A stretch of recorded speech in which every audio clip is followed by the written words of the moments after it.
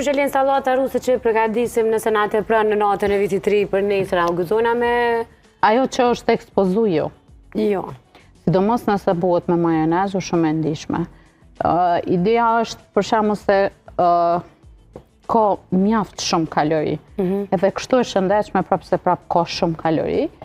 Po si po mendoj sallatë me shoqëru me mish ka vlera ushqyese të jashtëzakonshme, për shkak se në këtë rast i kena marrë yndyrnat e shëndetshme prej avokados edhe prej vaj të ullirit, kena marrë protein, kena marrë yndyrë, më thonë kena marrë fibra, vitamina, minerale prej perimeve, më thonë është super e kompletume në aspektin e vlerave ushqyese si një prej sallatave ndoshta më të shëndetshme, po jo më tepru me yndyrë me sasi.